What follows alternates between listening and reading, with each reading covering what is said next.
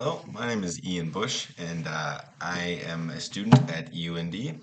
I'm also a member of the track and field and cross country team, as well as a member of the National Guard. I'm majoring in air traffic control as well as aviation safety.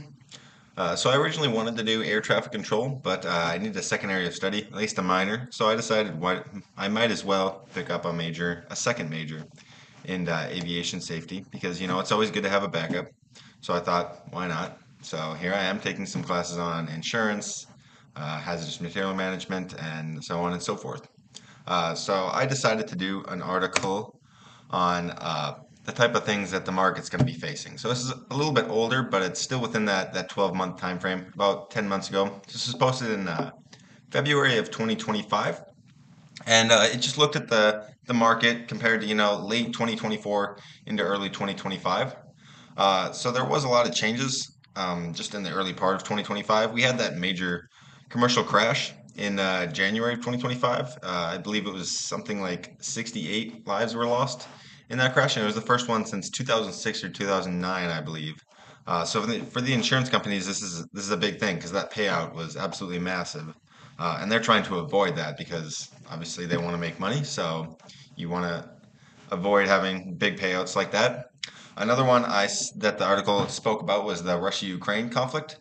So a lot of aircraft that were leased were actually seized in that conflict between Russia and Ukraine.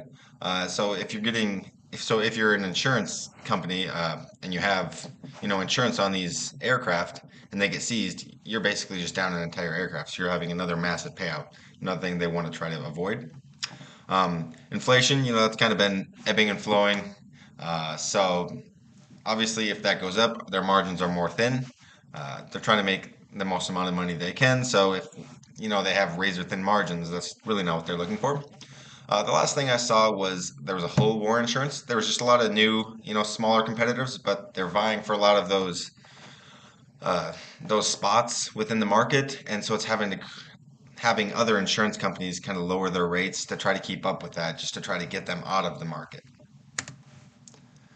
So here was a quote from Charles Hollingworth, who was an executive at one of these companies. He said, "There is a suggestion from the market that some insurers will, a spring renewal, look to renew their reinsurance treaties ahead of time, retaining their anniversary date, but accessing reinsurers at the end of 2024."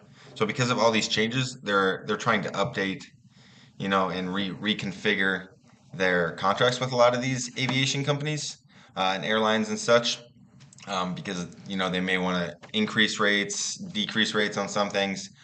You know, with the big crash in January, that kind of scares people a little bit, so they're more likely to buy insurance, which is what the companies want. Um, Late 2024 was, they were kind of decreasing the rates. The premiums weren't quite as high, and so that was kind of rolling into early 2025. But with these changes, that can change. The insurers, like I said, the insurers are reassessing their positions because they might need to increase these rates if their payouts are more than what they're bringing in.